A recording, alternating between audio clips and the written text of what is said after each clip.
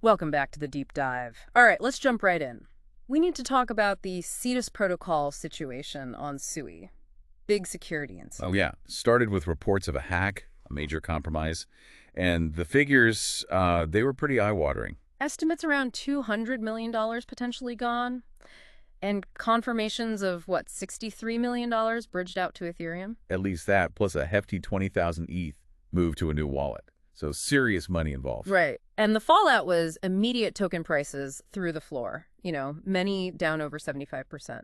CETUS paused their contract, standard procedure maybe? Standard, perhaps? Yeah. But what's really the crux of our discussion today is the response from the SUI validators. Exactly. They identified wallets holding these, let's call them tainted funds, From the exploit. and decided to just ignore transactions coming from those addresses. Okay, so stop right there. This is huge, fundamentally. We're talking about the validators, the people running the network consensus, choosing to censor, choosing not to process valid transactions based on who sent them.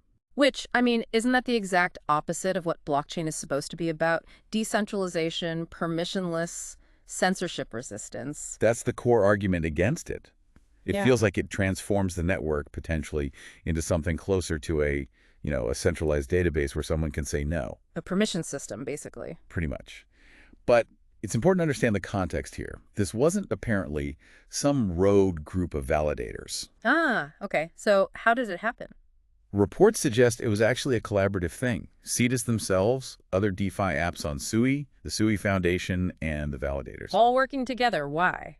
The stated goal was ecosystem protection, to contain the damage from the exploit, stop the funds moving further, try and salvage things. So a lesser of two evils kind of argument. Protect the majority even if it bends the rules. Potentially, yeah.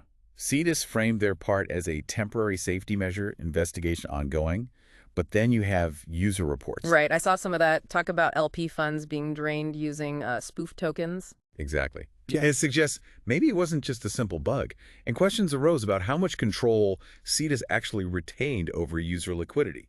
It muddies the water a bit. And it definitely raised some eyebrows with analysts, didn't it? The speed those funds moved to Ethereum, the sheer scale. Yeah, there seemed to be a disconnect between calling it maybe just a bug initially and, well, the hundreds of millions potentially involved. Yeah. Transparency concerns were raised. And we saw knock-on effects, too, like scallop halting borrowing. Shows how interconnected everything is. Absolutely.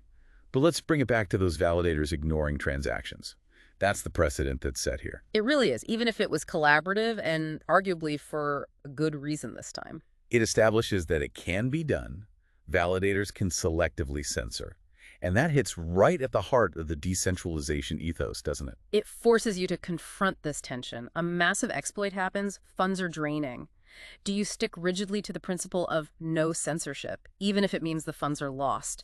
Or do you intervene, protect the ecosystem, but in doing so, potentially undermine the very thing that makes the technology unique and trustworthy in the first place? That's the question for you, the listener, to really grapple with. When the rubber meets the road in a crisis, how absolute are these principles of decentralization? And what does it mean long-term if the entities validating transactions also hold the power to selectively block them?